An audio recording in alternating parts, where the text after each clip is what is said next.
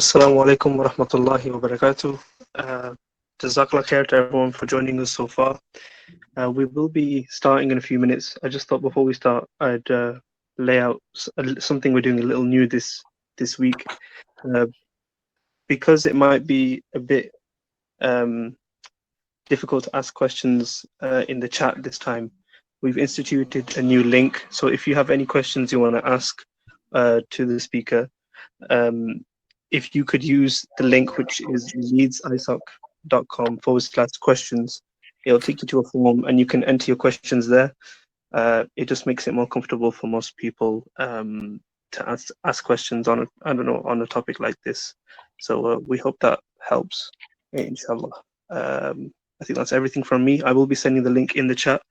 I'll just hand over to Abdus-Salaam now, inshallah.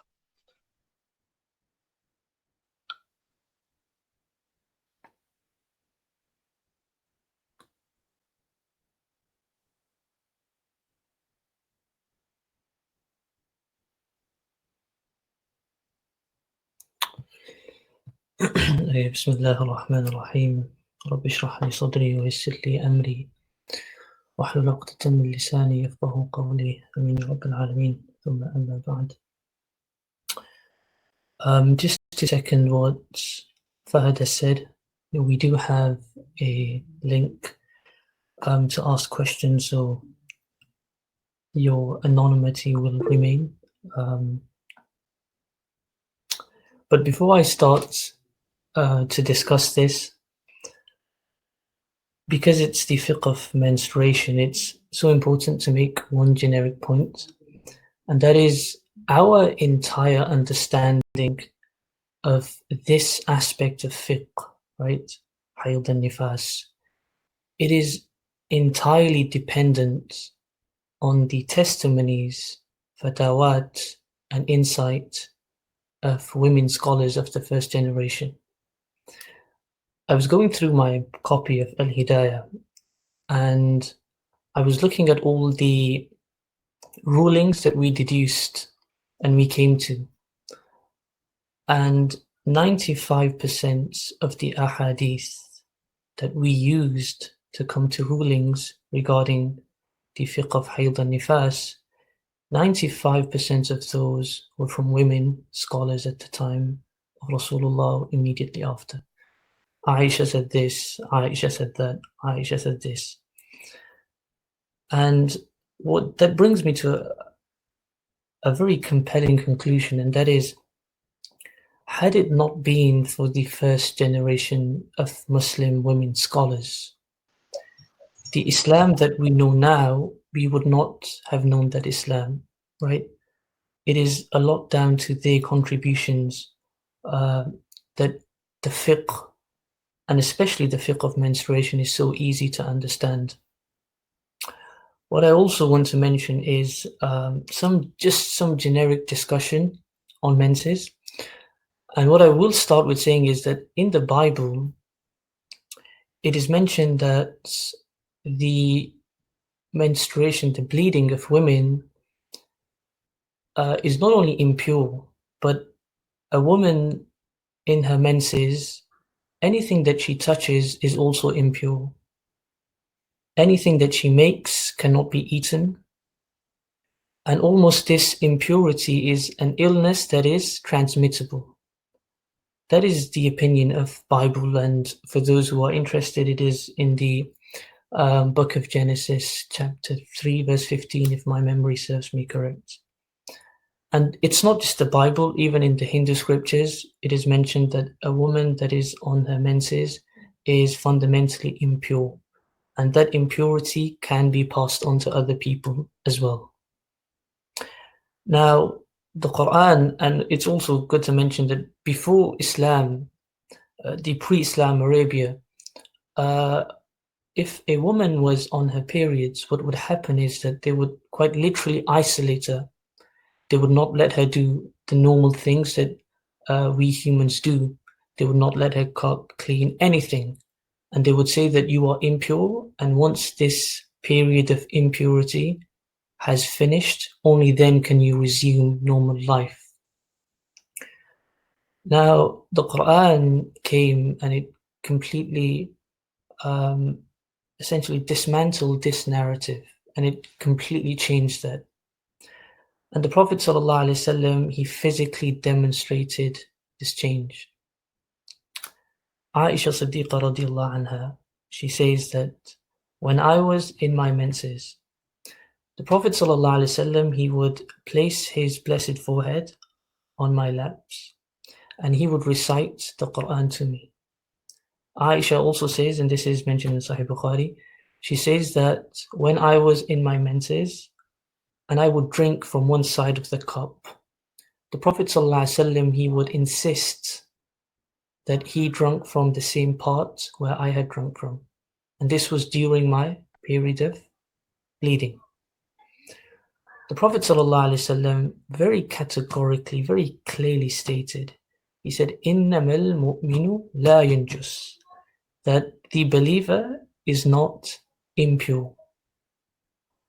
And therefore this narrative that women that were going through this period are impure was something that the Quran changed. In the Quran, Allah subhanahu wa ta'ala, when He talks about this, He says, لا تقربوهن حتى يطهرن. Do not go near them. This qurb بمعنى وطئ يا جماع. And that means do not establish any sexual relations with them when they are in those periods. حتى يطهرن, till they are pure. Now, an interesting thing is Allah uses the word طهر over here, حتى يطهرن, till they are pure. So what that insinuates is if they must be impure right now. And that is one thing to understand over here. In fiqh, there is multiple types of impurity. One is najasa haqiqi, which is impurity, and then there is another form of impurity which we call najasa hukmi, which is ritual impurity. And the najasa that Allah subhanahu wa ta'ala is talking about is ritual impurity, impurity that prevents you from doing certain things. It is not generic impurity. So it's very important to understand. One thing that I also will mention is, speaking of the Bible, right? When it is mentioned that the menses of women was in fact a punishment sent from Allah subhanahu wa ta'ala. And the reason why this was a punishment, the basis of that lies in the story of Adam and Eve.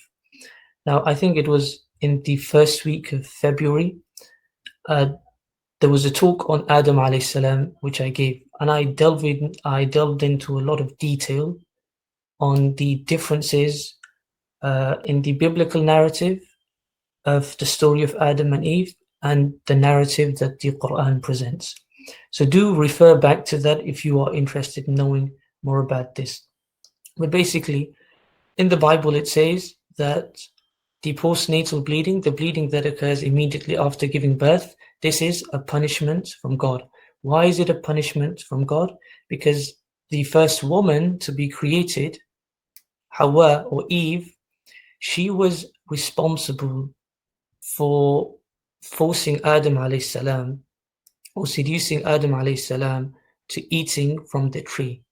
So she was responsible for Adam committing that mistake. And because she was responsible for that, and she was a woman, as a punishment, Allah subhanahu wa ta'ala imposed these days of bleeding where women would suffer. Now, in the book of Genesis, again, it is very clearly mentioned the blame of eating from the tree, right? We know the famous story.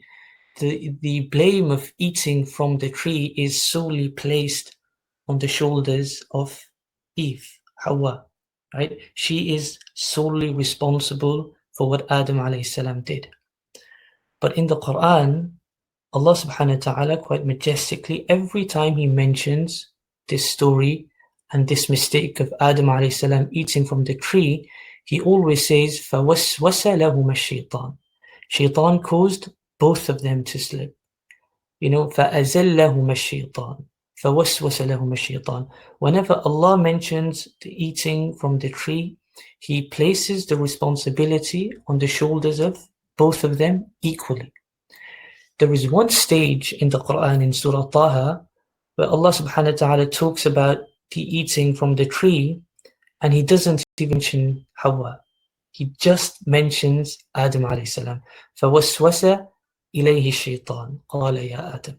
So if anything, we see with the Quran, the responsibility is placed on both their shoulders, and the other forms of the biblical narrative and even the Old Testament, we see that it is the woman that is held responsible. So that's just some generic discussion that I wanted to start this with, but let's start and get into the fiqh of menstruation. You see, in the Hanafi madhab, the minimum period, now there are three terms. I'll introduce these three fiqh terms so that you know in Arabic what they call them. The first term, there are three terms: hayd, nifas, and istihada. Now, hayd is the monthly cycle where a woman undergoes bleeding. Nifas is postnatal bleeding, right? And postnatal bleeding is that bleeding which occurs after a woman gives birth to a child. And then there's istihada, which is called extended bleeding or irregular bleeding. Now, the hukam is that anything the istihada, extended bleeding, would not prevent women from praying and doing other stuff, but we will come into this. So in the Hanafi opinion, the minimum of hayd menses is 3 days and 3 nights. And in the opinion of Imam Shafi'i, it is 1 day and 1 night. Now, I am unaware of which opinion most of the people over here follow. So I'm just going to stick with the Hanafi opinion, and where possible, I will try and mention the other schools as well. So this is a minimum of 3 days of uninterrupted bleeding, okay? And the colors of hayd are generally 6. Some fuqaha, in Durr al-Mukhtar, he mentioned 7, but generally there are 6 colors of bleeding. That's red, dark red, so red, dark red, black, brown, yellow, and green. So these are the 6 colors of hayd. There is some detail to this, and it's important to mention here as well, that the 2 colors, brown and yellow, will only be considered as the blood of menstruation if it is accompanied with other blood. What that means is if brown and yellow discharge occurs alone, it would not be considered the blood of hayd in one opinion. Now, the maximum day of hayd is 10 days in the opinion of Abu Hanifa, and in the opinion of Imam Shafi'i, it is 15 days. Now, when this bleeding occurs, any salat that you miss as a result of hayd and nifas is pardoned. You do not have to make it up. But the fasting, if any fasting is missed as a result of this bleeding, you will have to make that up. Now, one thing to mention as well is, if your menses started at the time of Dhuhr, okay, so let's assume that Dhuhr starts at 12:30, and enough time has passed where you could pray 1 rak'ah of salah. Okay, so how long does it take to pray 1 rak'ah? Maximum 3 minutes. So if your menses start at 12:33 or any time after that, you would have to make up the qada of Dhuhr salah. Okay, and that is if the menses occurs during that salah period. So we could take any salah. If your bleeding starts during the time of Maghrib, when you attain purity and that period ends, what you would have to do is you would have to make up the Dhuhr salah once everything ends. That is very important to mention. Now, why is it that you don't have to make up the salah that you've missed, but you do have to make up the fasts? And Sayyidah Aisha Siddiqah, she mentions that it is because our Sharia does not want to overburden women. So if a woman has 5 days every month where she goes through her menses, and now she's missed 25 prayers. Now once she's attained purity, she will not only have to pray her normal prayers, but she would also have to pray these, she would have to make up 25 prayers. And that is a massive burden. It's not practically impossible, but it is a big burden. And Sharia always tries to stay away and lighten the burdens instead of imposing unnecessary burden. But because fasting occurs once a year, that illah isn't there, and therefore if you miss any fasts, you would have to make those up. Now, what signals the end of this bleeding? In the books of fiqh, two things are mentioned, and it's important. One is huwa al-bayadu khalisun. It is pure white discharge. And the other thing is complete dryness. So there's nothing that that is discharged. These are the two signs of the hayd, the menstruation period, coming to an end. Now, if the periods, you see one of these two signs, okay? So there's white discharge, pure white discharge, and the period has come to an end. Often what happens is that if you go and have ghusl, you have a shower, you make ghusl, you notice that sometimes there is a different type of blood that occurs. It is very important to understand that once you see one of these two signs, it has signaled the end of your menses. And once your menses has ended, there is a minimum of a 15-day purity period.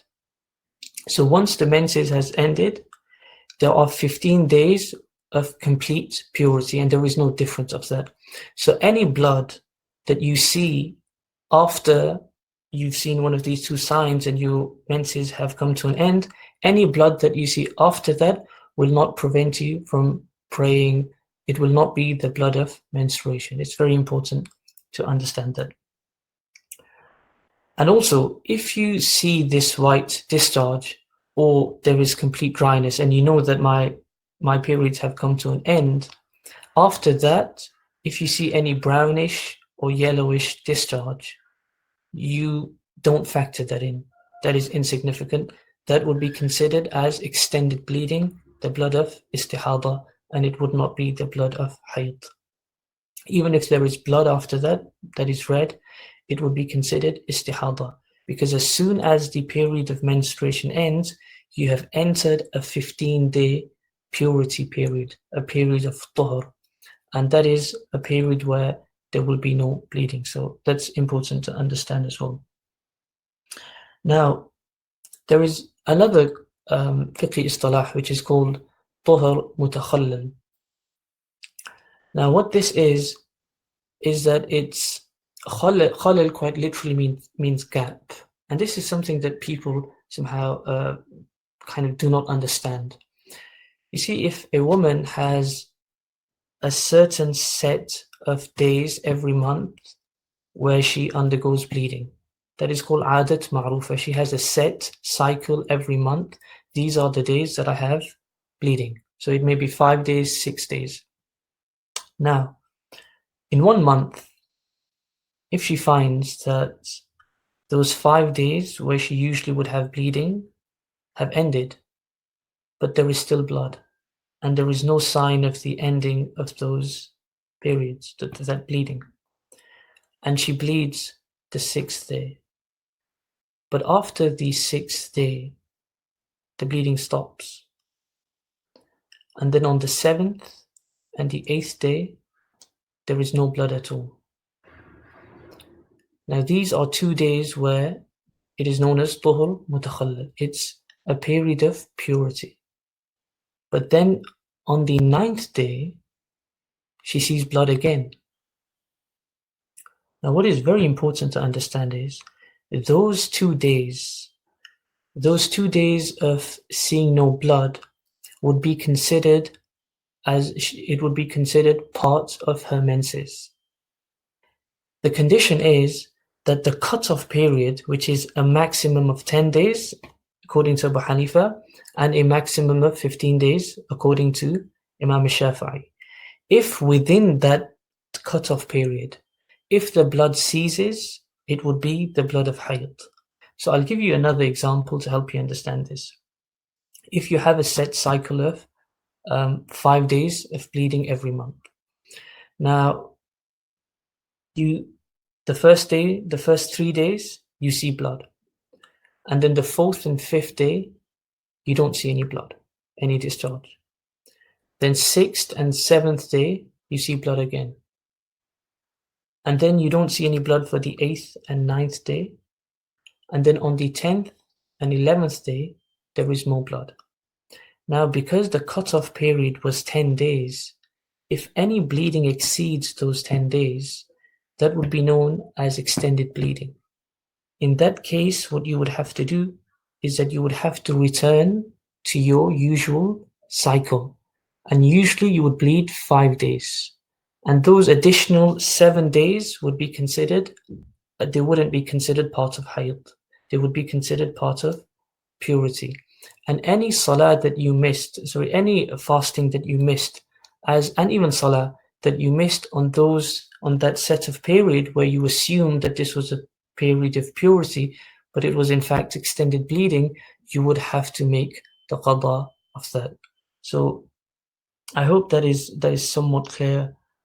If there is any confusion regarding what I said, please do ask, and I will be happy to answer. Okay. So now, what are the things which are prohibited for women when they are in their menses? Now, there are a few things that are prohibited. The first is entering inside the masjid. That is prohibited for a woman who's going through her menses or postnatal bleeding. Going to the masjid. The other thing that is prohibited is establishing any contact with her husband. This is just precisely sexual intercourse. Anything other than that would not be considered as being haram. It is only that which is haram. 2. The other thing is circling the Kaaba, making tawaf of the Kaaba. Now, one thing to remember over here is the reason why the circling of the Kaaba or making the tawaf of the Kaaba is haram for women that are in their menses and men that are in the state of junub. The reason is that the tawaf, the Kaaba, is considered to be part of the masjid. And because originally the ruling was that you are not allowed to enter masjid, you can't make tawaf of the Kaaba unless it is in the masjid. So that is why it is haram. The other thing is actually reading and reciting the Quran.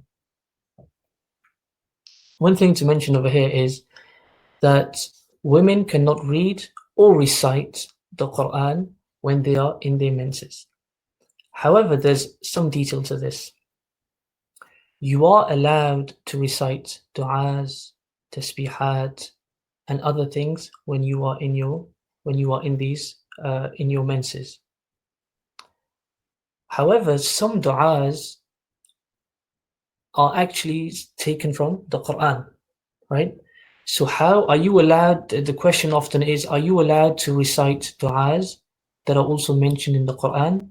Because if you recite those du'as, in essence, you are reciting the Quran. And the answer to that is that you are allowed to recite anything as long as it's not with the intention of reciting the Quran. Let's take رَبَّنَا آتِنَا فِي الدُّنْيَا حَسَنَةً وَفِي الْآخِرَةِ حَسَنَةً وَقِنَا عَذَابَ النَّارِ. This is a dua. This dua is mentioned in the Quran. Now, if a woman recites this dua, it has to be with the intention of not reciting the Quran. And if it is with the intention of just reciting a dua, it would be permissible. That's the most important thing over here. Similarly, you have Ayatul Kursi, and there's so many ahadith that are mentioning the virtue of reciting Ayatul Kursi. women can recite Ayatul Kursi, given that it is not with the intention of reciting the Quran. Intention is very, very important over here. But then you have some issues like women who are teachers of the Quran. That is what they do. So they teach the Quran every day. And what if a woman who teaches the Quran, or a woman who is studying the Quran, and she has to go to the masjid every day, what does she do? Now, it's very important to understand, although a woman is not allowed in the masjid, she would be allowed in a madrasa, an Islamic school. Now, if she is teaching her students and she is in her menses, what the Sharia says is that she should not recite more than one word at once. So, for instance, a student is reading to her and she wants to correct the students. So, what she can say is just tell the mistake, say Al-Qari'ah, that's it. She can't recite the Quran. If she feels that she is compelled to recite the Quran for whatever reason, what the fuqaha say is that she must break it up. What that means is disjoint the Quran and then recite it. So Alhamdu, pause, Lillahi, then another pause, Rabbil Alameen. So you recite it with khalal, with gaps in between. That is one way that is one concession that the fuqaha have given to those who it's a necessity for them. They teach the Quran. They can't really just take 4 or 5 days of every month. What's important to mention here is that Imam Malik, rahimahullah, he does have a different opinion on this.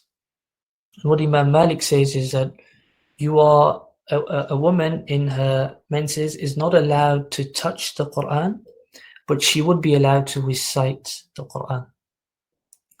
Now, anyone who knows a bit of usul al-fiqh over here, Imam Malik, where he came to this ruling is based on qiyas.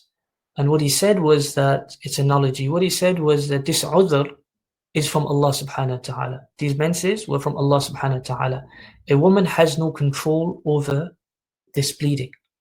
And therefore this would be a necessity.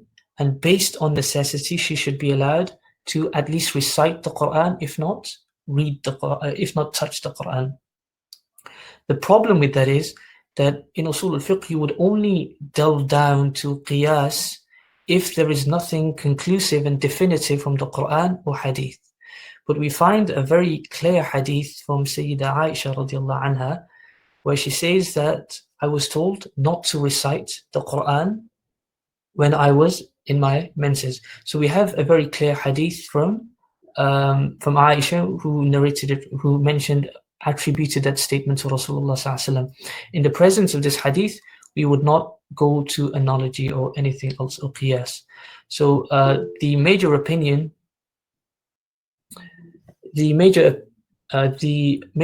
of Imam Abu Hanifa, Imam Ahmad bin Hanbal, and Imam Shafi'i is that you are not allowed to touch or even recite the Quran. However, you are allowed to listen to the Quran. Okay? Because the hadith that I mentioned, which is also mentioned in Sahih Bukhari and Sahih Muslim, where Sayyida Aisha radiallahu anha, she says that the Prophet ﷺ would place his forehead in my laps and he would recite the Quran to me while I was in my menses.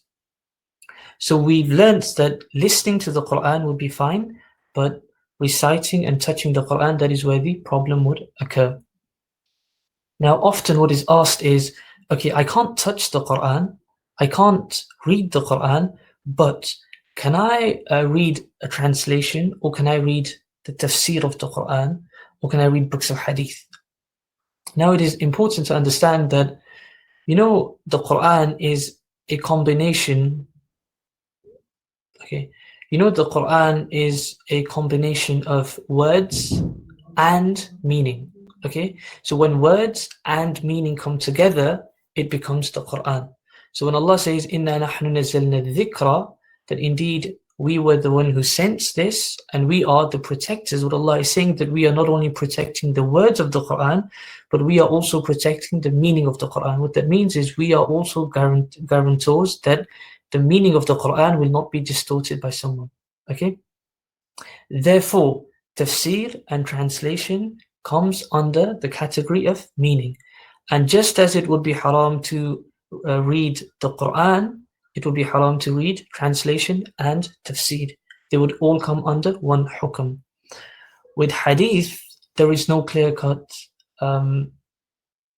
evidence or ruling that you are not allowed to read a hadith of the Messenger of Allah sallallahu alaihi wasallam, but Sahib al-Quduri and Sahib al-Hidayah, what they have mentioned is that hadith is, after the Quran, it is the most sacred thing, and therefore it is best to also stay away from reading the hadith as well. But if someone was to do that, they would not be punished or they would not be sinful. That's as a precautionary measure. You should also not recite the hadith. But what you can do is excessively do the adhkar of Allah subhanahu wa ta'ala. One question that often comes is that, are we allowed to take any medication or anything artificial that stops our bleeding for the month of Ramadan so that we can engage in worship, in Allah subhanahu wa ta'ala's worship, and there's nothing in between that? Now, although that is a very commendable thing to think about, that you don't want anything to come in between you and Allah subhanahu wa ta'ala in the month of Ramadan, and you don't want to stop fasting and praying, although that is commendable, but what we need to understand is this udhr, menstruation or nifas or whatever that is, this is from Allah subhanahu wa ta'ala. And because it is from Allah subhanahu wa ta'ala, we shouldn't use essentially artificial means to try and stop that so we can engage in Allah subhanahu wa ta'ala's worship. Just don't try and engage in those things. If the periods do come in Ramadan, then simply just see that period out. And of course, if you just make tasbih and other things, the rewards will inshallah be the same. We do have a few questions over here. Is there a difference of opinion on entering the masjid? Okay, the difference of opinion when it comes to entering the masjid is just between the Ahnaf and the Shawafi'. What the Hanafi say is that a man in the state of Janab or the state of Janaba, or a woman who is in her menses or postnatally bleeding, she is absolutely not allowed to enter the masjid. Khalas. Well, what the Shawafi' say is that you are allowed to cross the masjid. So if, for instance, and this is more particular to men, a man who is in the state of Janaba, and let's assume the place, the wudu khana, the place to make wudu and ablution, in order to reach there, he has to cross the masjid. So he has to enter the masjid and pass through the masjid hall to reach the place where he can have a shower. In these circumstances, it would be allowed, according to the Shawafi'. And therefore, similarly, it would be for a woman. If there is a necessity where she has to cross the masjid for whatever reason, then it would be permissible. But entering the masjid with the intention of ibadah, or just entering the masjid without any essentially valid reason, or with the intention of sitting in the masjid, there is no ikhtilaf amongst the four schools regarding that.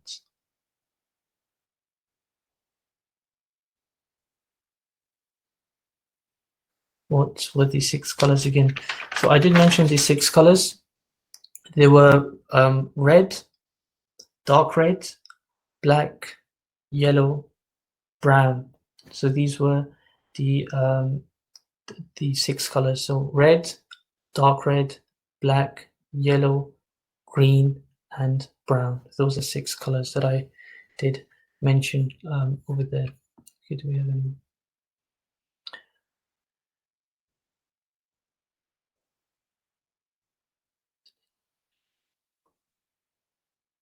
Okay, so if a woman is doing hifz but it is on her periods, what should she do? So I've mentioned that if a woman is doing hifz of the Quran, then the ideal thing that the fuqaha have mentioned is that she takes a break. If she feels that if I take a break, what I'm memorizing, it will become slightly weak, because for hufaz, you have to constantly repeat and go through over that which you've memorized, then the answer to that would be is break up the words, okay? it's very hard, and I think Hafaz will understand over here. It's very hard to try and remember something whilst reading it in that fashion, but that is the only solution to that. Break up the words. So الذين آمنوا وعملوا الصالحات, and so on and so forth. Okay, so I hope that answers that question. Would you be able to repeat the bit on reading tafsir? As I am reading Ma'rif al-Quran, it is written in English, it has verses broken up. I asked my teacher and he said it would be allowed. Okay, so that is the wrong opinion. The tafsir, even if there was no Arabic in it, if it was simply the tafsir, it would be impermissible to read that. If it was a translation of the Quran where there is no Arabic, it is simply English, that would also be impermissible in the opinion of the four schools. Tafsir, translation of the Quran, and the physical text of the Quran, they fall under the same hukam. And that is, you are not allowed to read it, you are not allowed to recite it, you are allowed to listen to it. What I would, as a suggestion, what I would say is, one of the tafsir that sort of I've turned back to and I really benefit from is Tibyan al-Quran. Another one is from Maulana Maududi, Tafhim al-Quran. Then you have Imam Alusi's Ruh al-Ma'ani, Qurtubi's Tafsir Qurtubi, and Ibn Kathir. These are 6-7 tafsir which I believe they are available in audio. Okay, so you can simply listen to them, and there will be someone who will be reading out the tafsir. So that is a way out of that. So if you don't want to physically read, you are not allowed to physically read the tafsir, but you are allowed to listen to it. So simply listen to an audio recording of that, and it would be inshallah the same. That's just my personal suggestion. Okay, so Yusuf Quraishi, what if a man is doing i'tikaf in the masjid and goes to sleep and wakes up in the state of janaba? Okay, Yusuf, in respect to that question, that's what I mentioned slightly before, that if you find yourself in the state of janaba in the masjid, then the immediate thing that you should do is leave the masjid, okay? And you should try and leave the masjid or go to the place where you can make ablution and you can purify yourself. So that would be the answer to that. I'tikaf, of course, you're staying in the masjid, but you see the bathrooms and the other places are not considered to be part of the masjid, although you are allowed to go there. So for the mu'takifin, that would be an exception. One question that is also mentioned, it's good that I mentioned it, in Hajj. So if a woman goes to Hajj, right, and then she realizes that that the bleeding has started, now what does she do? It's very important to remember that the only thing that is impermissible for women is entering the masjid, making the tawaf of the Kaaba. Everything else, the day of Arafah, Muzdalifah, Mina, Safa, Marwa, everything else is, and throwing, stoning shaitan, everything else, all of these rituals in Hajj would be absolutely fine for a woman to do. The only thing that she cannot do is make the tawaf of the Kaaba. So what the fuqaha say is that what this woman should do is that she should complete everything else, all the other activities, and she should delay the tawaf of the Kaaba. She should delay the tawaf of the Kaaba until she attains purity. Once she has attained purity, then she should complete the tawaf of the Kaaba. The same thing goes for those who are making Umrah.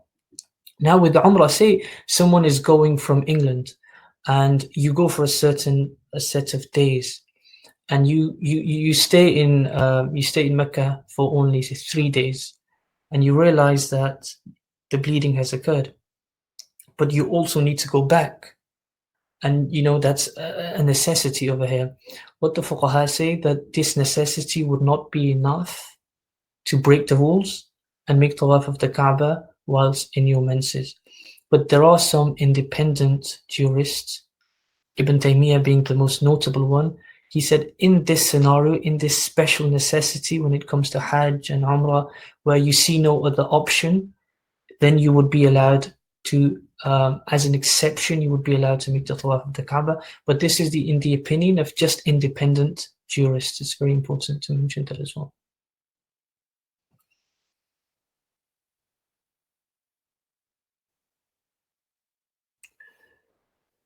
Okay, when you said reading translation tafsir is impermissible, is this if it is read out loud such that they can hear themselves if they are reading translation tafsir? No. Reading it, full stop. I think what you're doing is you're mixing it with salah, where there is a requirement that when you're praying and you're praying alone, you read loud enough where at least you can hear it. When it comes to tafsir and other stuff, even if you are uttering words in your mind and they're not essentially loud, that wouldn't make a difference. So I hope that answers the question. Would you repeat whether or not salat needs to be repeated as well as missed fasts? Absolutely, I can. So what I mentioned was that if it is hayd and nifas, okay, the menses and postnatal bleeding, during that period, if you miss any salat, any prayers, you will not have to make them up. Okay? The reason why I've mentioned is if a woman has 5 days where she is in her menses, that means that she has missed 25 prayers. And once she attains purity, it is very unfair for Sharia to demand that she makes up such a large volume of salat. And therefore what we say is that that is pardoned. You won't have to make that up. But because Ramadan, fasting is once a year, and because by virtue of it being only once a year, you would have to make that up. It is more practical to make up fasts than it is to make up prayers. So yeah, I hope there is clarity regarding that question regarding women not entering the masjid. Okay. Is there a difference between the building itself and the place where salah is actually performed or no? That's a good question. So usually what would happen is that the bathrooms or external places, so I don't know if you have a storeroom in the masjid or kitchen, I don't know, you have these things that are attached with the masjid, but they don't form the very core of the masjid. A woman or someone in the state of janaba can enter these places. So he can go to the bathroom, he can go to the masjid kitchen. Where he can't go is the hall where salah is performed. That's very, very important. Because you see, if someone is sitting i'tikaf in the masjid and he's in the state of janaba, what does he do? If the entire masjid was impermissible for him to stay at, then what does he do? He can't go outside of the masjid. So what it is that the immediate vicinity of the masjid is the prayer hall. Anything outside of that doesn't come under the hukum of the masjid. If you know your menses are due during your time at Hajj, can you use medication to delay it? I can't remember what you mentioned regarding medication. Okay, that's a very good question. The answer to that is that many women, they have an idea of when the bleeding would occur. So if it falls into that category, so if basically your bleeding coincides with Hajj, the best way to do this is that you do everything else. All the other practices of Hajj, as I mentioned, Muzdalifah, the day of Arafah, throwing stones on shaitan, everything else, you are allowed to do that even if you are in your menses. The thing that you cannot do is make the tawaf of the Kaaba. That is the only thing which is impermissible for a woman in her menses to do. So what a woman should do in this scenario is complete everything else and then wait for her purity. Wait till that period of menstruation has come to an end. And once the menstruation has come to an end, then she should repeat and make the tawaf of the Kaaba, and her Hajj is complete. The medication aspect that I mentioned is that the scholars have advised against it because this udhr is from Allah subhanahu wa ta'ala. These menses are from Allah subhanahu wa ta'ala. So trying to artificially control them is disliked. But what is important to know that if you do so, there's not going to be, it's not categorically stated as sinful. It's just advised. What the faqih says, he can't really term that law. He can only, sometimes what happens is we have our own different standards of taqwa. And when it comes to taqwa, it's very important that I should not impose my level of taqwa on someone else. So I can't really make halal and haram that which Allah subhanahu wa ta'ala or hadith hasn't made halal or haram. The fact that you should not be taking medication is in the opinion of fuqaha. It's not a question of committing a sin and not committing a sin. If you know your menses are due during your time at Hajj, can you use medication? Oh, sorry, I've answered that question. Okay, there's another question that I will answer as well, and it's very, very important. A woman asked that if her menses ceased at the time of Fajr, just before Fajr. So say 10 minutes, and this is in Ramadan, okay? So she went through a period of bleeding, and her bleeding stops 10 minutes before the fast is about to start. Now, what she does is she doesn't make ghusl. She doesn't make ghusl. And she simply intends to fast. And after 10 minutes, the fasting starts. And after the fast has started, she purifies herself. I may have mentioned this before, and it's worth mentioning again. If the cutoff period is 10 days according to Abu Hanifa, 15 according to Shafi'i for the menses. If your menses finishes before the 10th day period, so if it finishes 6th day, you will have to make ghusl in order to become pure. But the thing with fasting is that you do not need to be pure from that respect in order to fast. So what Sayyidah Aisha radiallahu anha, she says that the Prophet sallallahu alaihi wasallam, he sometimes would start his fast in the state of janaba. Okay, so although you haven't completed, you haven't performed ghusl, and the hukman, the tahara hasn't been attained, but that will not affect the fast. So long as the bleeding has stopped and you are absolutely certain that my bleeding has stopped, even if you haven't made ghusl, doesn't make a difference. What you should simply do is that you should make the intention of fasting, and then the fast will be completely fine. Similarly, if your bleeding if you intend to fast, and 10 minutes before iftar, your bleeding starts, you will have to repeat that fast again. Your fast is null and void. The condition is that from the start of the fast till the very end of the fast, there should be no bleeding.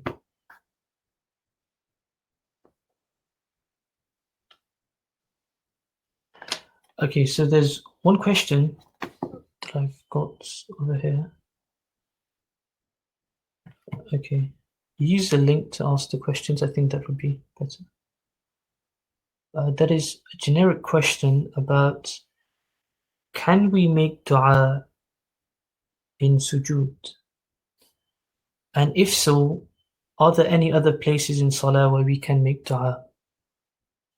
Okay, so the answer to that question is that there are two places in salah where you can make dua. The first place is sujood, and the other place is qa'datul akhira, so the final sitting. Now there is a hadith from Rasulullah sallallahu alaihi wasallam where he said that, the slave is the most closest to Allah subhanahu wa ta'ala when he is in the state of sujood, and therefore supplicate to Allah subhanahu wa ta'ala when you are in sajda. Now, the thing to understand over here is that in sajda we say Subhana Rabbiyal A'la. Where did this come from? Surah Al-A'la, when the very first verse of Surah Al-A'la came down, Sabbih isma rabbikal a'la. Prophet ﷺ said to the companions when this surah came down, he said, Ij'aluhu fi sujudikum. Make this a part of your sajda. And ever since, in our sujood, we say Subhana Rabbiyal A'la. So the method of making dua in sujood would be that first you complete the 3 tasbihat. So you say Subhana Rabbil A'la 3 times, and then you make dua. In the final sitting, once you've completed everything, after that is complete, you then make dua. That is permissible in these 2 places. Other than these 2 places in salah, you are not allowed to make dua. The very important thing over here is that should you make dua, or are you allowed to make dua in your own language? Now in Hidayah, I remember reading this a while ago. I can't remember the exact page number right now, but I'll be very happy to get out a reference. In Hidayah, it is mentioned that the dua that you make, and by the way, this is dua in non-obligatory salah. You can't make dua in obligatory salah. That's quite clear. In Sunan Nawafil, you're allowed to make dua in sujood and in Qadat al-Khira. In Al-Hidayah, it says that the du'as that you make in salah, it says al-ad'iyat al-ma'thura. It has to be du'as that are mentioned in the Quran or du'as that are mentioned by Rasulullah sallallahu alaihi wasallam. So Allahumma hdina fi man hadayt, we know this is established from the hadith and so on and so forth, and many other ahadith. So when you make dua in sujood, or when you make dua in the final sitting, if you choose to make dua, then make sure it is du'as that are first in Arabic, and secondly, they are manqul from Rasulullah sallallahu alaihi wasallam or from the Quran. It can't be outside there. Okay, I heard, so what does Yusuf say? Okay, let me complete the point and I'll come to that. It is very important to remember over here that this is first of all non-obligatory salah, the sunan and nawafil. It should be in Arabic, and it should be al-ad'iyat al-ma'thura, as the Musannaf of Hidayah says, either from Rasulullah sallallahu alaihi wasallam or from the Quran. Now Yusuf, what you were saying is, I thought in sujood you are not allowed to recite verses of the Quran. At the very start, what I mentioned was there is a difference between reciting the Quran with the intention of reciting the Quran and then reciting du'as that are mentioned in the Quran. There's a slight difference over here. A woman who is in the state of her menses is not allowed to recite the Quran, but she is allowed to recite du'as. Now, if she recites Ayatul Kursi, which is mentioned in the Quran, it wouldn't be categorized as violating that principle that you are not allowed to recite from the Quran. Okay, I hope that is clear. So in sujood, you are allowed to make dua after the tasbihat, but it would have to be du'as that are either mentioned in the Quran or from Rasulullah sallallahu alaihi wasallam. One thing that you should also remember here is that there are some independent jurists, and I'll mention Ibn Taymiyyah again, who have said that they've created a slight exception over here, and they said that you are allowed to make du'as in your own language. But there is a fundamental problem with that opinion of Ibn Taymiyyah. But because I don't want to bombard you with too much detail, so we'll just keep it at that. The major opinion is that which I've mentioned. Okay, if the dua doesn't meet those conditions, is the salah invalid? Daniel, that's a very good question. Now, those who state, now you see the opinion, so you know Takbiratul Ihram, those of you who attended our classes on Kitab al-Salah, I mentioned the very first takbir, which is called Takbiratul Ihram or Takbir Tahrima, it is called the Takbir of Prohibition. What that basically indicates is everything that was haram, everything that was halal outside of the Salah is now haram inside of the Salah the moment you say Allahu Akbar. For instance, eating, drinking, speaking, this was all halal outside of Salah. But the moment you say Takbiratul Ihram, Allahu Akbar, all of that which was halal outside of the Salah now is haram. Takbiratul Ihram signals that. On the basis of that, what the fuqaha say is that if someone was to make dua in non-Arabic language, speaking outside of the Arabic language breaks the Salah. And therefore, even if it was a dua that wasn't in the Arabic language, it will break the salah, whether that is sunnah, whether that is nafil, whatever that is. Now, since I'm on this topic, I might as well mention one more thing pertaining salah and fasting as well. You see, I'll just give you an example so it's easier to understand. I am 21. Let's assume that I started fasting at the age of, I don't know, 18. I started fasting at 18. Now, fasting was obligatory upon me at the age of, I don't know, 14, let's say.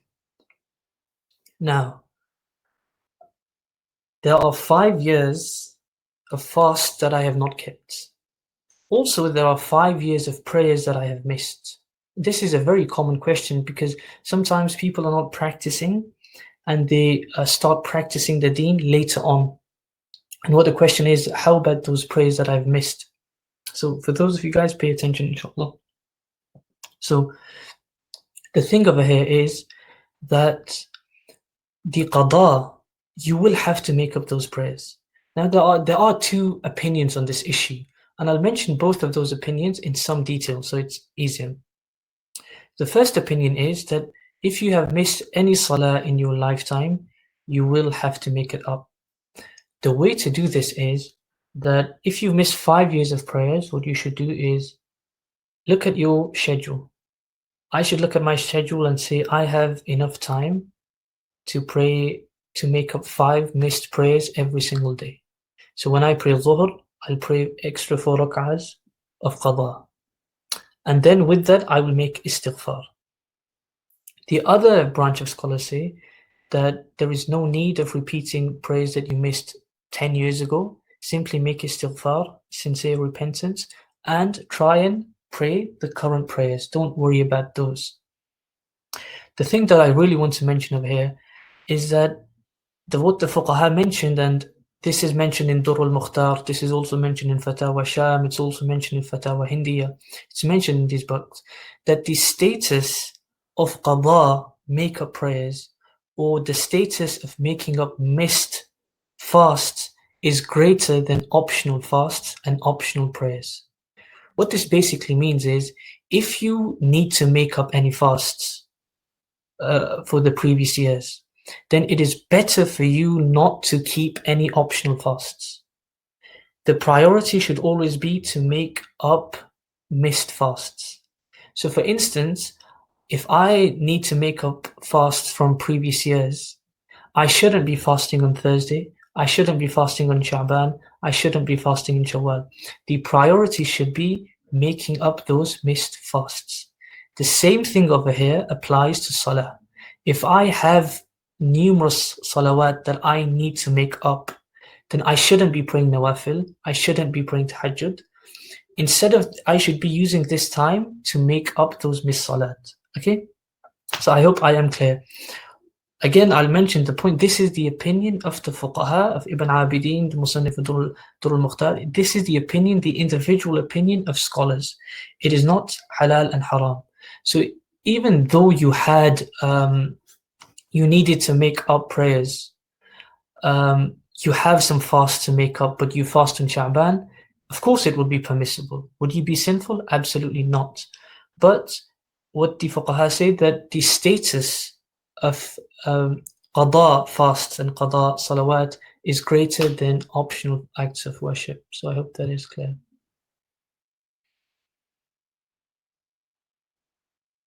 What if, as you are approaching the opening of your fast and you have doubts as to when your menses began? Should you repeat the fast out of precaution? So the question I've slightly not understood it.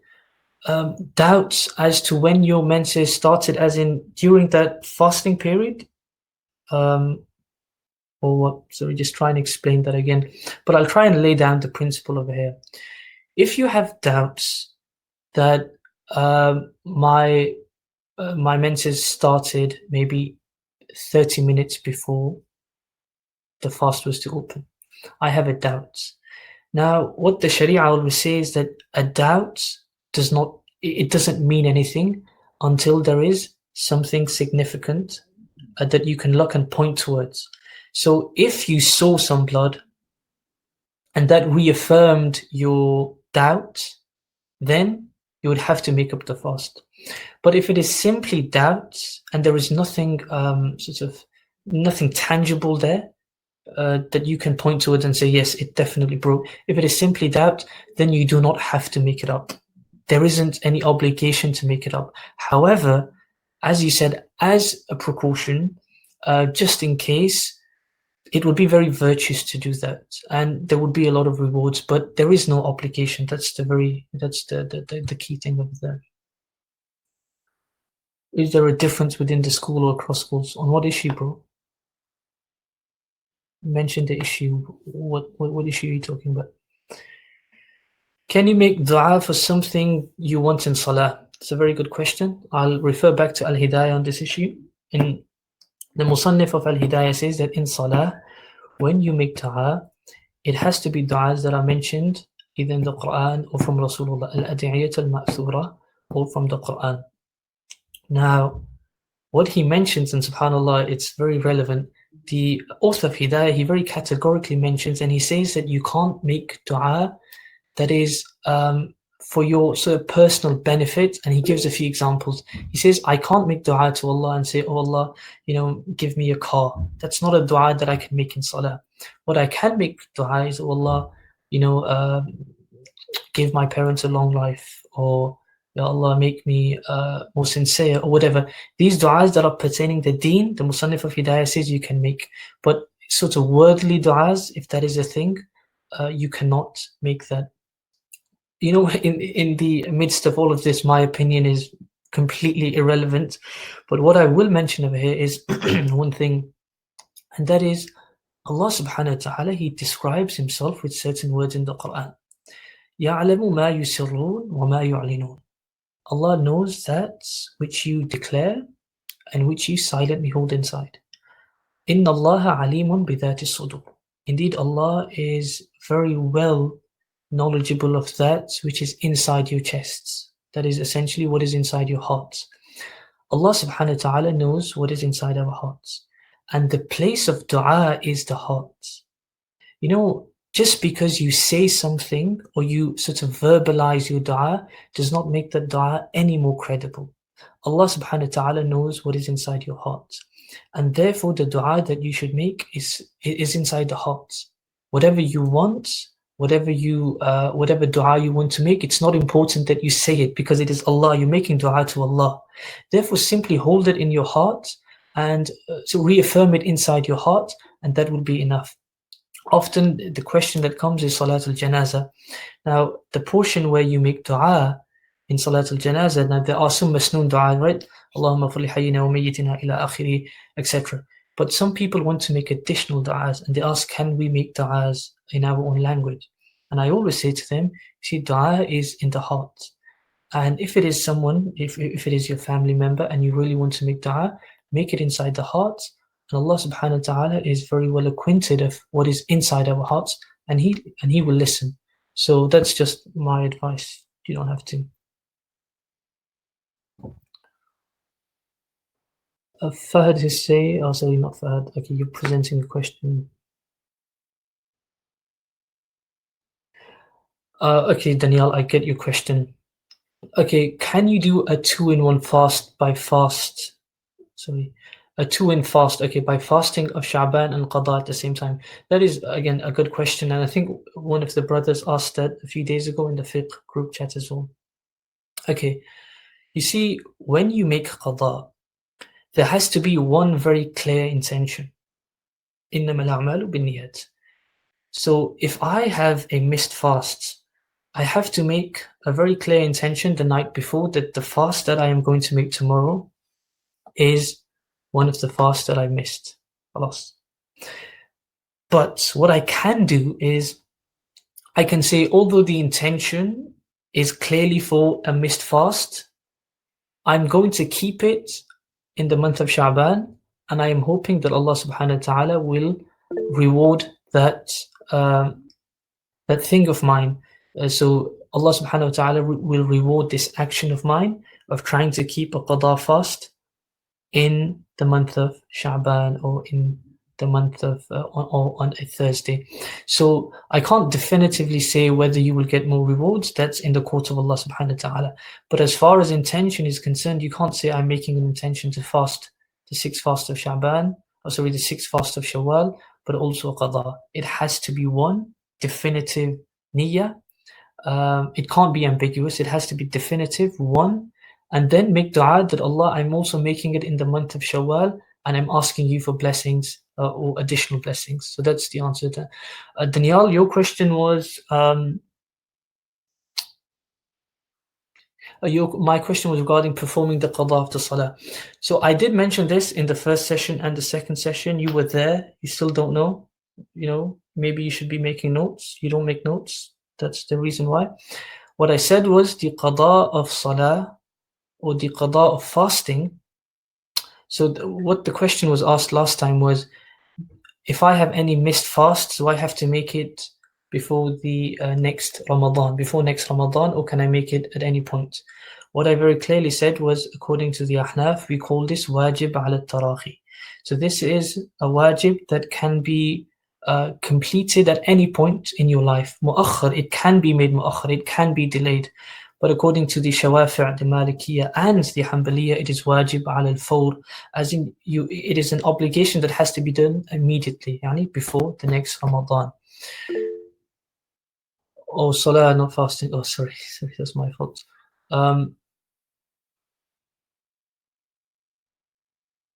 Okay.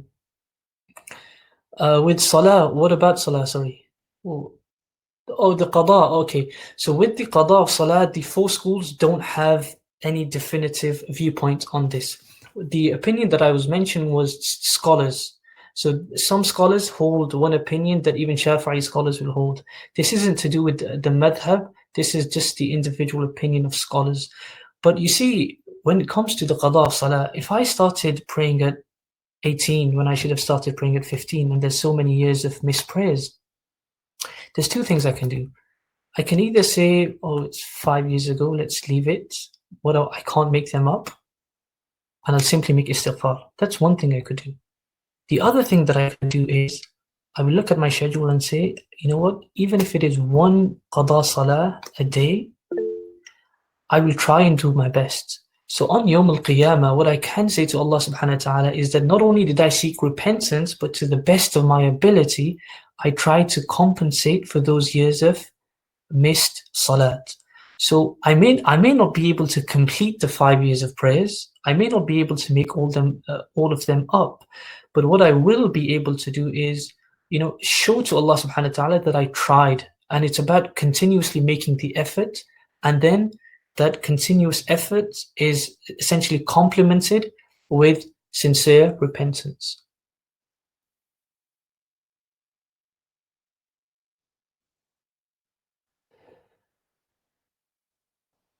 Question was skipped previously. You said the masjid is the place of prayer itself. So can women enter side rooms, classrooms of the masajid if they can be accessed without entering the area? I did answer that question. And what I said was,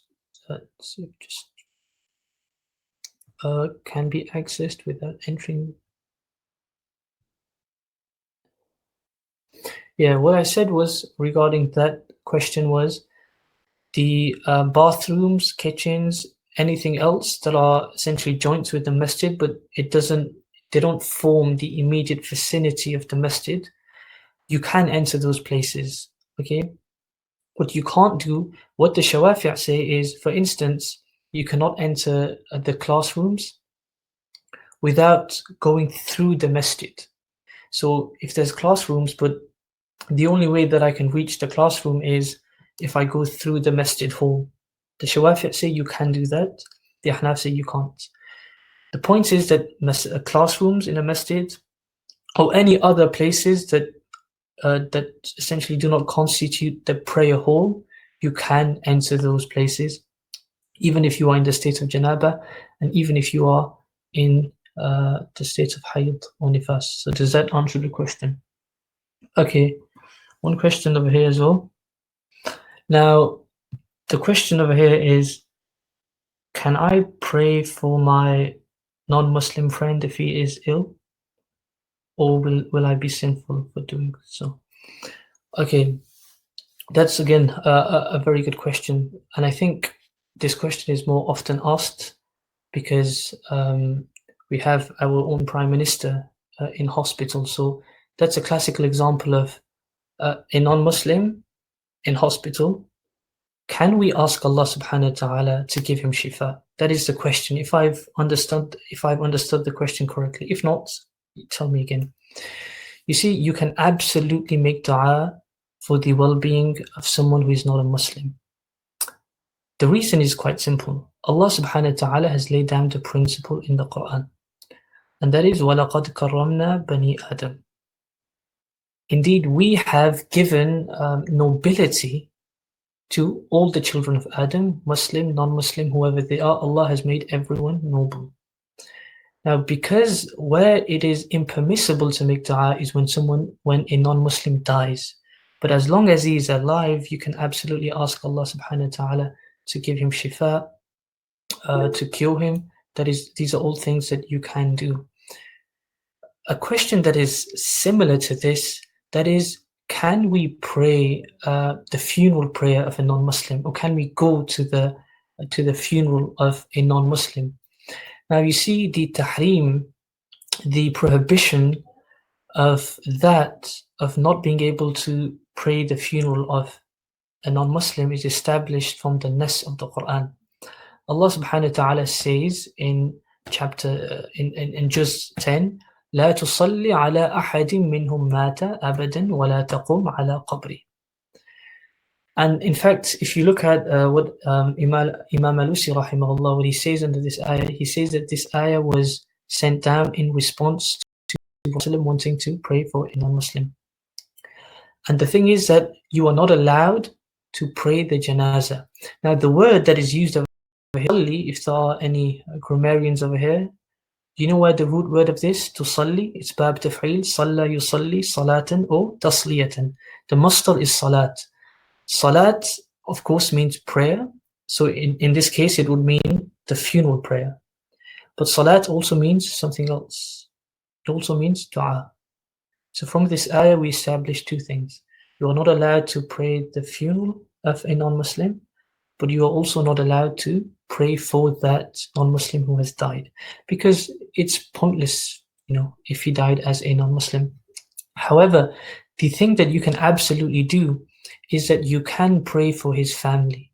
So if my non-Muslim friend dies, what I can do is on his funeral day, I can go to his family and say, I ask God that he gives you the patience, the strength to see through this. So I can pray for his family, and I can pray to Allah subhanahu wa ta'ala that he gives the family strength to see through this moment. And if he's alive, I can make dua for him as well, given that he's alive. Any more questions here?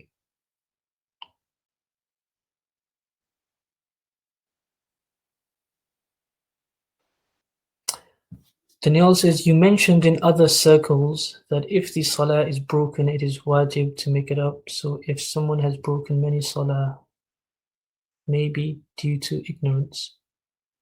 Okay, have I missed some questions? Okay, sorry.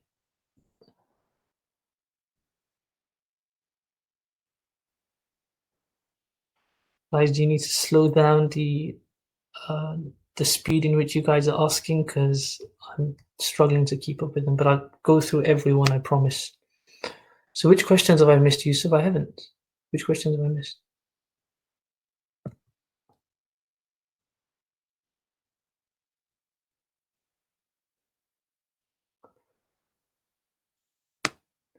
Okay, first I'll answer that question. So if they're missed, so what he's asking is that if you break a salah, it is wajib to make that up if you break it. And what if someone does that due to ignorance of rulings? Would they have to make them up? E.g., they would do amal kathir, and due to this, the salat would become invalid. So, Danielle, the answer to that is, and I'm very, very clear about this, in the court of Allah subhanahu wa ta'ala, negligence is absolutely not an excuse. You cannot come to Allah subhanahu wa ta'ala on the day of Yawm al-Qiyamah and say, my salah, I didn't know about this, or I didn't learn about this. And I mentioned this, and why don't you know about that? Is it because there's no teachers? Is it because there's no one to teach you? Is it because there are no books? What is your excuse not to learn? The Prophet ﷺ said in a hadith that is collected by Nasai and Ibn Majah, the Prophet ﷺ said, طَلَبُ الْعِلْمِ فَرِيضَةٌ عَلَى كُلِّ مُسْلِمٍ. Seeking knowledge is obligated upon every Muslim. What the Muhaddithun say that what he means by here knowledge is that basic knowledge. That basic knowledge constitutes the knowledge of salah, siyam, hayd, nifas. This is the basic knowledge that every single Muslim should know. If he does not know that, that is his own negligence. Given that there were teachers, there were opportunities to learn. In the court of Allah subhanahu wa ta'ala, that is not going to be an excuse. One of my teachers, a similar question was asked to my teacher, and I quite liked his response. Someone said to him that, oh, I made this mistake due to ignorance. Is Allah going to punish me in Qiyamah? And he said, you've committed two sins. One sin is making that mistake. One mistake is one sin is committing that mistake, and the other sin that you've committed is ignorance, not learning. So there's two things that you will be punished for. That is what my teacher said. I won't take credit for what he said. Okay. Can you attend a funeral out of love for the non-Muslim friend of mine, but not pray for them after they died? Okay, that's again a good question. So the tahrim or the prohibition that is established from the Quran, I said, is la tusalli. Now, salat means dua. It means the funeral prayer. So what I absolutely can do is I can go to that funeral prayer, stand outside, or I can wait till that funeral prayer is over and then go to whoever the family and say, I'm very sorry for your loss, blah, blah, blah. I can say that, but I can't, and maybe an ideal way would be to, if the funeral is happening, to stand outside or don't stand in the immediate vicinity of that. So yeah, you can go and speak to them without explicitly praying the funeral prayer. So I hope that answers the question. If it doesn't, you're more sorry to ask again. Can you go to okay, I've answered.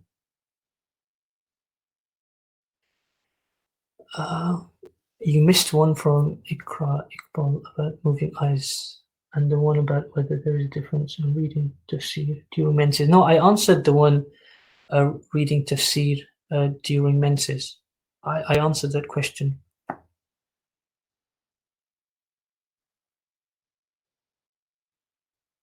And the answer to that question about reading tafsir during menses was that the dispute isn't in the four schools. It is about scholars outside of that. So I mentioned Ibn Taymiyyah, who allowed it. Others have not allowed it. Yeah. And what I mentioned about Imam Malik rahimahullah was that he said you can recite it. So yeah, Imam Malik rahimahullah, he says you can recite the Quran. And because he says you can recite the Quran by default, you can recite translation and tafsir.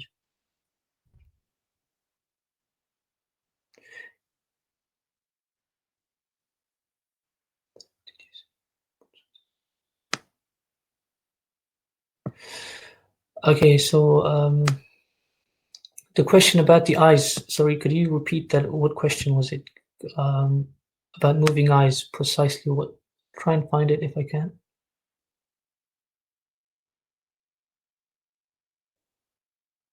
I can't. Oh, sorry, is it? Okay, if you move your eyes out of salah, does it break your salah? No, it doesn't.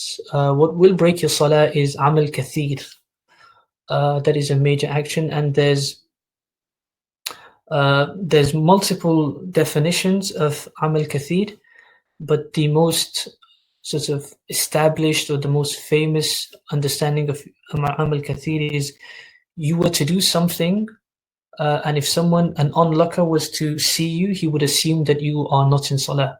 So if I'm on my phone in salah and I'm looking at it, and someone was to come, he would assume, his instinct would be that he's not in salah. That's one understanding of amal kathir. The other understanding of amal kathir is that you use both hands to do something. Some scholars have understood it to be like that as well. Okay, we'll just take a few more questions because there is a class after you guys, and there's not much time left for that. Okay, so there's a non-Muslims and Muslim tourists usually enter mosques in different countries to view the architecture. Even menstruating women, is this allowed if the intention is not to pray but to tour the place?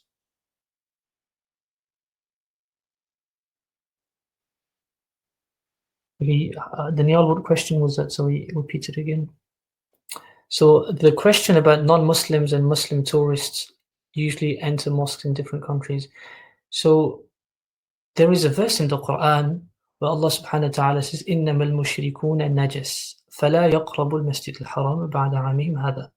It is based on that ayah that generically the understanding is that non-Muslims cannot enter the masajid. However, everyone creates an exception of just as long as they don't enter the prayer hall where the prayer is prayed. However, what is important to understand is that some scholars do understand it like that, and they say that فَلَا يَقْرَبُ الْمَسْجِدَ الْحَرَامِ, what that actually means is that you don't pray. So the prayer, so long as it's not with the intention of praying, then it would be allowed. That's how other scholars have understood it. There's just two more questions over here. So the question, sorry, Daniel, that you asked about if there's a lot of salahs that you need to make up, is there a difference of opinion amongst the four schools? What I said, that the four schools have not commented on that. Individual scholars have commented on that. And there are two opinions. One opinion is that yes, you absolutely have to make them up, even if you have not prayed. So you've missed 6 years of fasting and salah. You'll have to make them up. And then alongside making them up, you make istighfar. That's one opinion. The other thing is that the other opinion is that you don't have to make them up because it's 6-7 years ago. Just focus on your current prayers. The thing about broken salah, there is an ikhtilaf amongst the four scholars. So what the Ahnaf say is that if you break a salah, a non-obligatory salah, and then it's wajib to repeat that. Okay? Because when you made the intention for the salah. And because you must honor that commitment. That's what the Ahnaf say. But the Shawafi', they disagree, and they say that because it is an optional act of worship, there will not be the obligation to repeat it. Does that answer your question? As for other prayers that are broken due to... Oh, so it does answer your question. MashaAllah. So just two more questions over here that I'll answer before I bring things to an end. The one question is about eyebrows or plucking with threading eyebrows. It's not the fiqh of menstruation, but okay, I'm happy to take that. The thing is that you need to understand with eyebrows that there is a hadith in Sahih Muslim where the Prophet ﷺ said that, may Allah's curse be upon the women who pluck their eyebrows or thread their eyebrows. Now, you see this section over here, what we call the unibrow, monobrow, the empty section between the two eyebrows. In Arabic, they call that al-adasa. And this isn't considered to be part of the eyebrow. So whether you pluck this, and this is for male and females, it doesn't make a difference. So if you were to pluck the area between the two eyebrows, the unibrow, that wouldn't make any difference. That's not considered to be part of the eyebrow. Now come to this section here, the actual eyebrow. Now, what the fuqaha, the hadith in Sahih Muslim, Shaykh al-Islam Imam al-Nawawi rahimahullah, he's written a very comprehensive commentary on Sahih Muslim. Under that hadith, he attaches a condition. And what he says is that if there is hair that grows out of its position, so you have unnatural hair, you have unnatural brow hair, and that unnatural hair that is growing out of its place is causing you insecurity and issues, then it would be okay to pluck or thread hair to bring it to its original place. So if I've got hair over here and it's causing me problems, it'd be permissible for me to thread that to bring it to its original place. This is for men and women. The tahrim, however, is when you do it for purposes of fashion, design, etc., etc.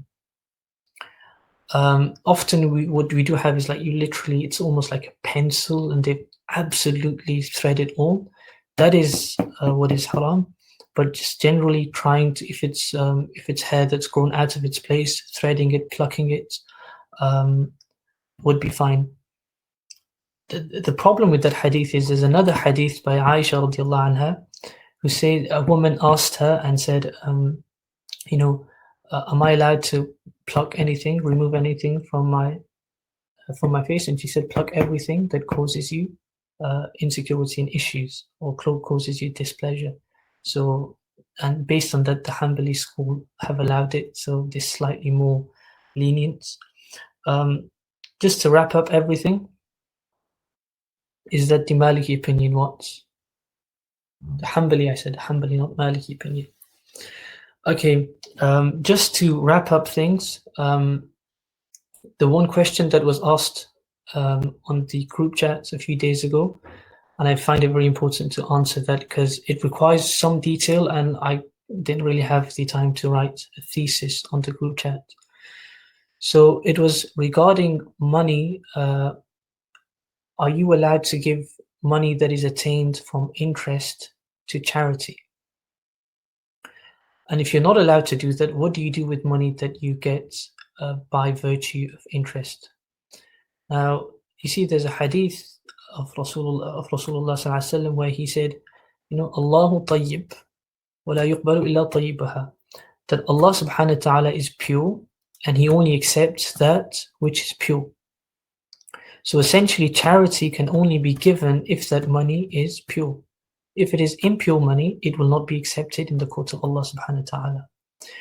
But what fuqaha and what even scholars of tafsir, Mawlana Mawdudi being the most prominent one, what he says is that it is haram to simply, you know, waste, or he said it is haram to destroy haram money. So even though it is an interest money, and interest money is haram, Mawlana Mawdudi is of the opinion that it would be haram to simply destroy that, waste that. So essentially you have two options. You either leave that in the bank, and after a while that money will be pumped back into the banking system, and that is essentially wasting it, or you can take that money and give it to the poor. You see, both of these scenarios are, it's not the ideal scenario. The ideal scenario is that you don't get any money of interest. But there is a permanent principle in our Sharia, and that is that you always try and choose the lesser of two evils. Okay, so on the one hand, you have you leave the money in the bank and you waste it, or you use haram money but to help the poor. Both of these are evil. You shouldn't be doing any. But in this case, we try and pick the lesser of two evils, and therefore what we should do is give that money to the poor. The most important thing is that when you give that money, interest money, to the poor, it has to be without the intention to give it in the way of Allah. So when I give, if I have interest money and I give it to the poor, I can't give it with the intention that this is for the sake of Allah. It has to be without the intention of attaining rewards. And when we don't do it for the sake of Allah, then that hadith, Allahu tayyib, Allah is pure and he only accepts that which is pure, isn't violated. So we don't violate the hadith by not making the intention of giving something in the way of Allah. So I hope that clears some things up. Just some concluding notes before I pass it on, is that when Allah subhanahu wa ta'ala says in the Quran, right, وَآتُوا الزَّكَاةِ, or when he says in other stages, give zakat, understand that zakat is only given on clean money, halal money. So if I have belongings that are attained from haram money, there would be no zakat on that, because the primary principle is that zakat is only given on clean money. So when Allah subhanahu wa ta'ala is telling you in the Quran to give zakat, he is not simply saying, oh, give a portion of your wealth. He is saying earn halal money, and when you earn halal money, only then can you give zakat. So it's about understanding these things, and inshallah ta'ala we will, next week is our last session, And yeah, we will inshallah continue next week. What's the question? When someone told Qadha,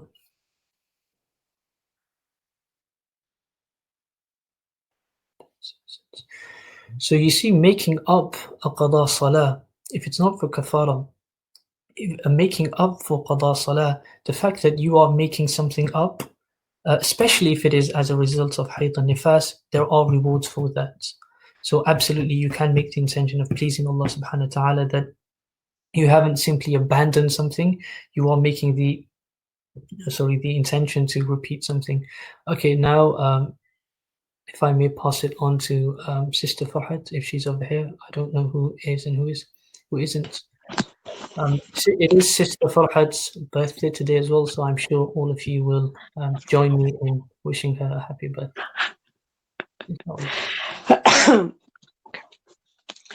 Assalamu alaikum wa rahmatullahi wa barakatuhu to everyone. Jazakallah khair, Abdus-Salaam, for doing that.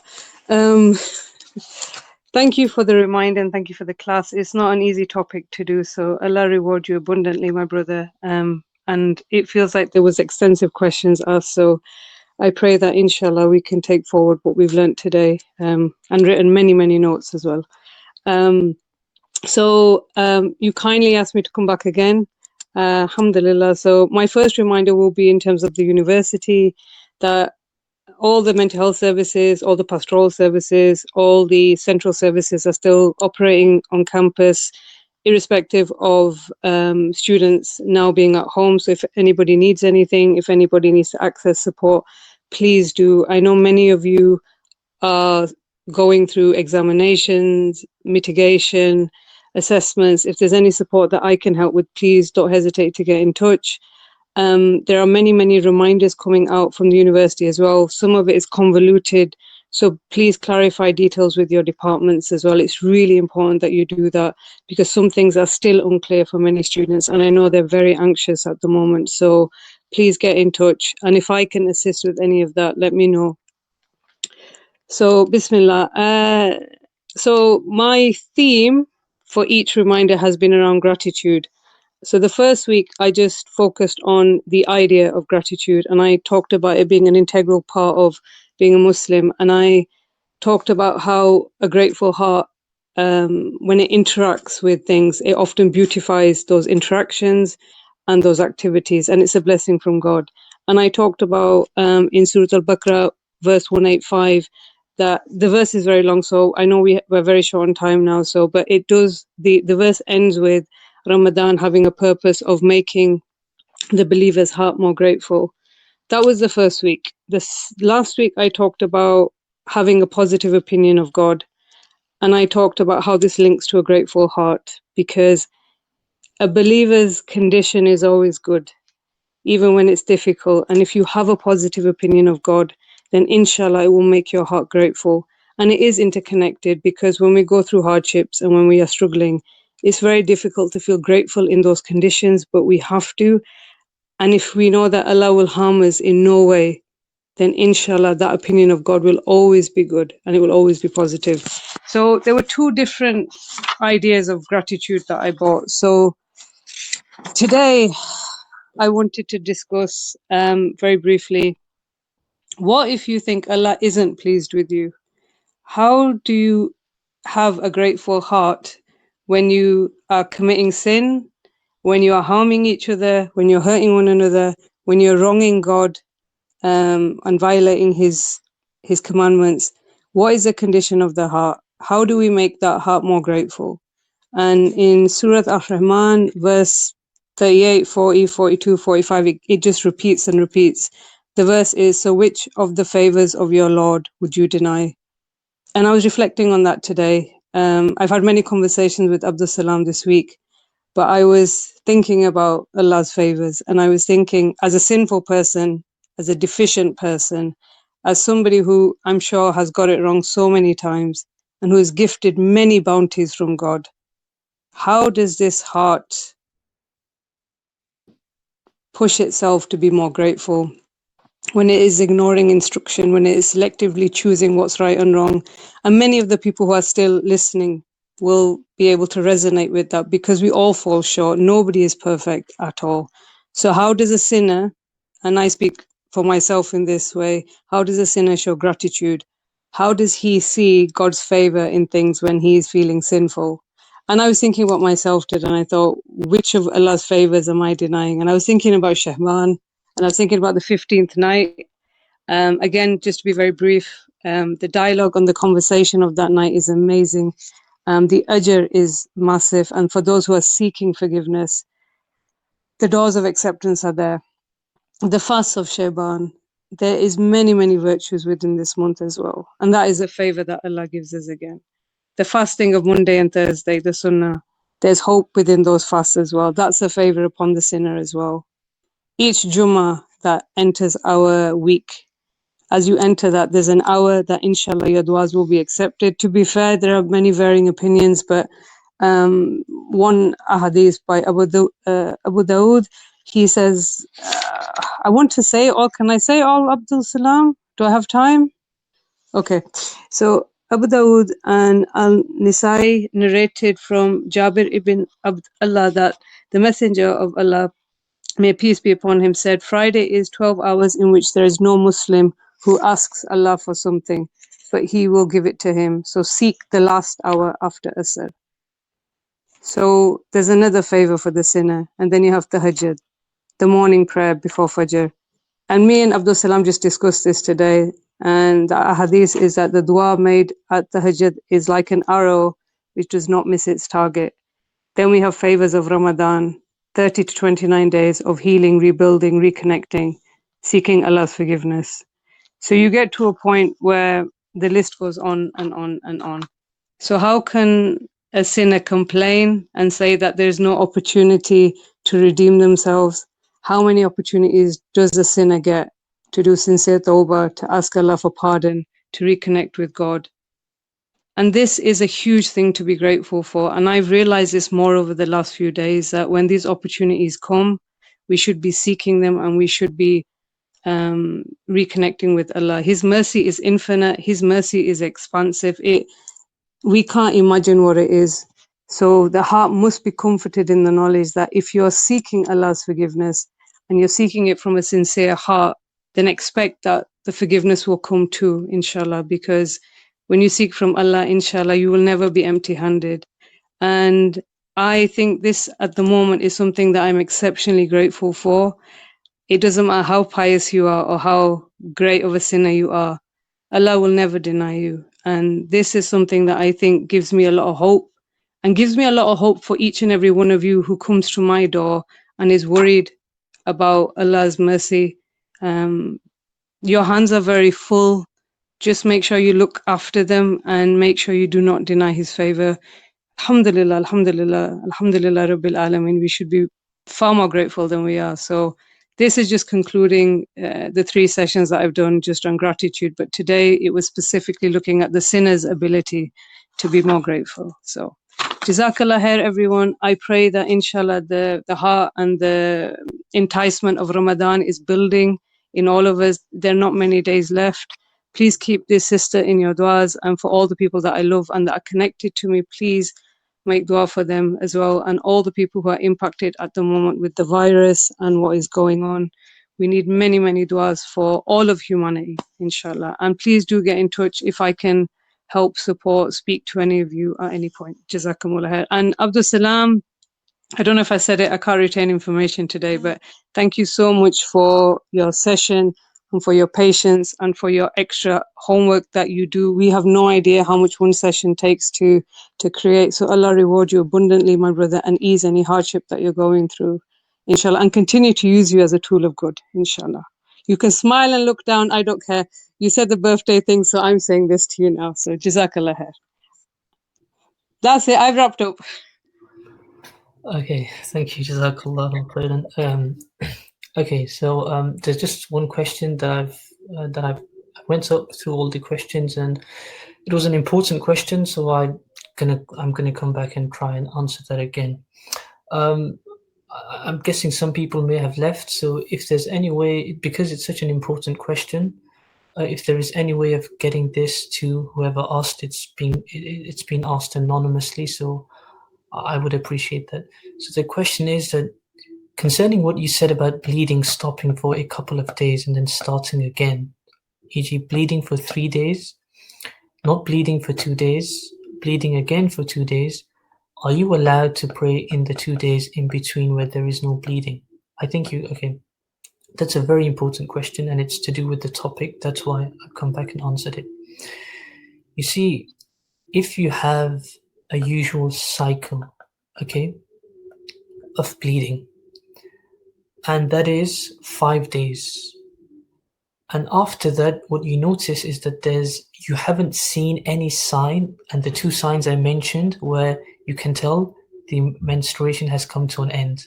And those 2 signs were what? It was pure white discharge or complete dryness. If you've not seen any of those 2 signs, and the next 2 days you don't see any blood as well, okay?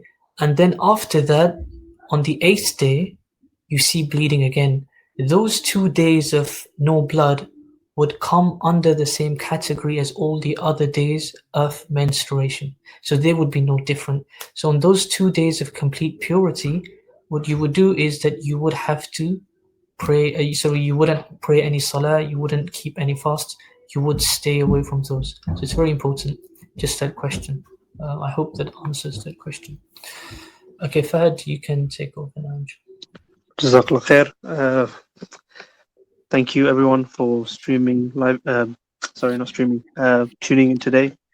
It is the penultimate session today, so just make sure that you keep your calendar free next week for the last one, inshallah. Just 2 things from me. First, there's a link going out now for feedback. It only takes 30 seconds. If you could just fill that in, that would be perfect. This talk slash session today, that's also been recorded. So we do anticipate we'll be able to release that in the next 2 days, inshallah. If there are any other questions regarding the logistics of these things, please contact us, anyone on committee, or contact us on our social media pages. For now, that's everything. Jazakallah khair. Assalamu alaikum wa rahmatullahi wa barakatuh.